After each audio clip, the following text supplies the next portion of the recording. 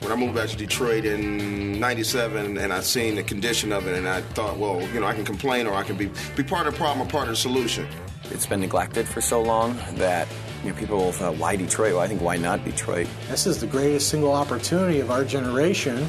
It's either totally smart or it's totally ridiculous.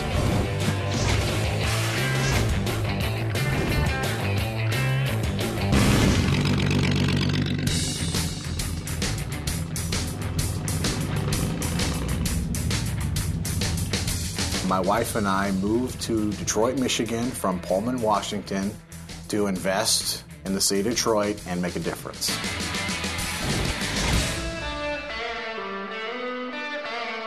The price point's so low that even if you got like a 401k where you only got $40,000 in it, I mean, you could be a player out here. You could buy yourself a house. You could make something happen.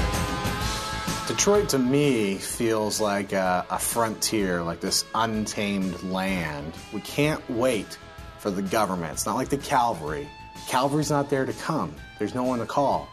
You got to pull yourself up by your bootstraps, and you got to start solving these problems for yourself. This is a sexy house. A gorgeous house. Man, this thing looks great. This is actually a perfect example of what we do. We come into a neighborhood like this. It's already really strong. We buy the ugliest house on the block, buy it as cheap as we can, and then we either turn around, we rent it out, or we put a first-time home buyer in it. We partnered with Motor City Blight Busters and National Faith Home Buyers. Provide that gap financing for 6 months to a year, and in the meanwhile, we profit greatly from it because we've solved a series of problems that nobody else seems to want to step in and take care of. I would argue that you could actually make more money doing it this way by being socially responsible because it benefits everyone, the entire community, and ultimately your investment, because your investment in a house is in that community. The government has their hands full, and maybe we can show them a couple things and be a model for other communities. It started with me just wanting to paint murals in the community and make a difference. Never intending to have a gallery, just wanted to have a private little art studio. I just needed a place to store my things. So I connected with the College for Creative Studies and Motor City Blight Busters. And that was a strong foundation, to have a backbone. And we started this place in the back, and one thing led to another, and then we got the gallery, and then we the coffee shop, and it just grew, and it just grew, and it grew. I know Chaz is itching to get in here and apply some of his talent to these bare walls. This is more than just, ooh, we're going to have fun and paint some pretty walls. No, it's a way of making the community sustainable and inserting like a sense of humanity and letting people know that somebody cares about the community, especially the children. Because if all the windows are broke out and all the things are trashy, well, whose responsibility is it supposed to be? The adults, not the kids.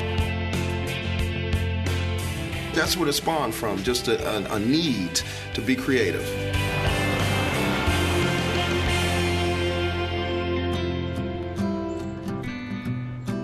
My wife and I bought this house, technically for $100, but then by the time you add up the fees and things like that, it ends up being about $800.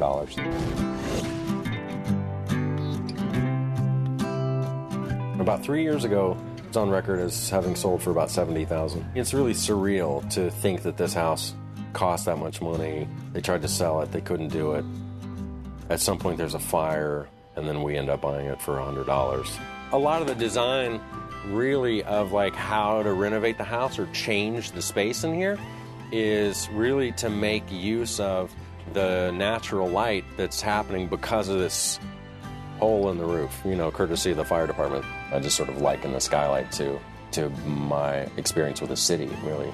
You can walk in and, say go through the neighborhood or go through this house and you think, well, what is working here? What is interesting or what is positive? This was a way that we could reduce our expenses and with our small income and still make work. We wanted to do it for fun and for free. How can we buy a house for very little money, not have a mortgage, spend as little money to make it livable as possible, and just take it as it comes? It's not necessarily always about capital. It's about, okay, how can we get this open? How can we help our neighbors out?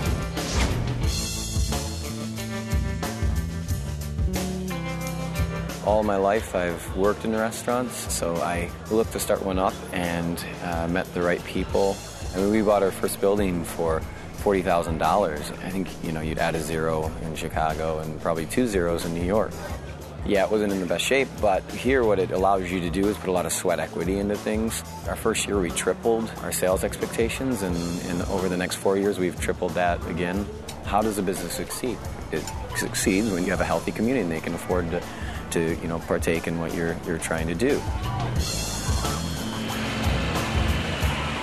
With my free time, because of Slo's success, I try to spend as much time with the community as possible, so we do all sorts of projects. Hopefully, our ultimate goal for this park is an amphitheater with the train station as its backdrop. This is kind of like classic Detroit. I see great potential in places like this. We have architecturally significant buildings that are ready to be rebuilt. We have great potential to inspire the world again. Trying to figure out how to fashion your own life by your own vision in a way that you feel good about, I think is pretty huge. You got to have a community behind you. And see, right now, we got a community behind us. I think ultimately, hopefully, we'll be a city that others will learn from. You only got one shot at it. You might as well make it fun. So strap in and hit that gas pedal and go.